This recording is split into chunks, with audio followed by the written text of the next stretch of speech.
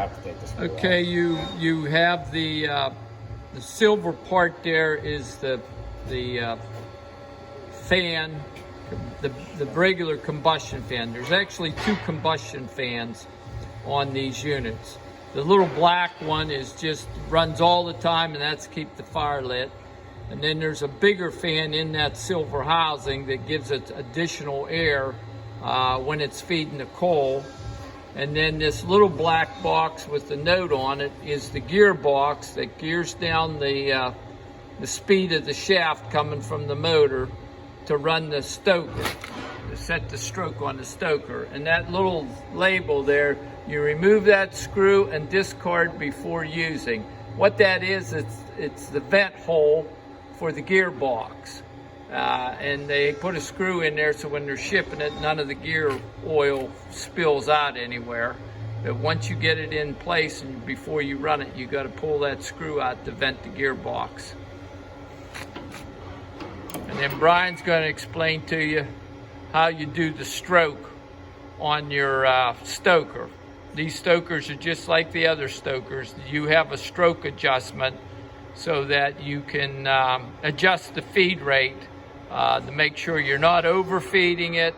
And then in the fall and the spring, if you want to back the heat output out on the furnace so it doesn't overshoot the thermostat, then you can shorten the stroke in the fall and the spring. Go ahead, Brian. So a good starting point for the coal feed is 11 turns back from full feed.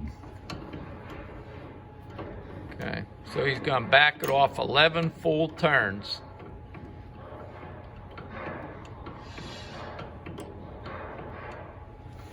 And that could be adjusted one way or the other according to the size of your fire.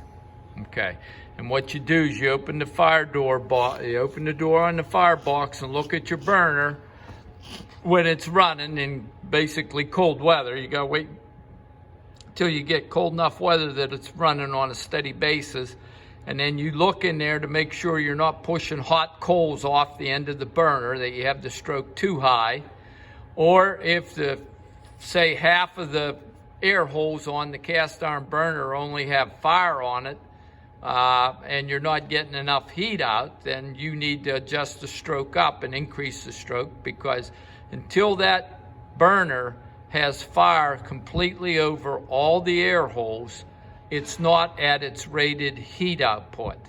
When there's fire over all the air holes, then it's at its rated heat output. Now, obviously, if you get fire going over the end of the burner, you're wasting coal. You're putting out the maximum amount of heat, but you're overfeeding it, and it can't burn the coal before it goes off the end, so then you got to back it off. So it takes a visual inspection of the burner to make the right adjustment on the stroke to get everything fine-tuned.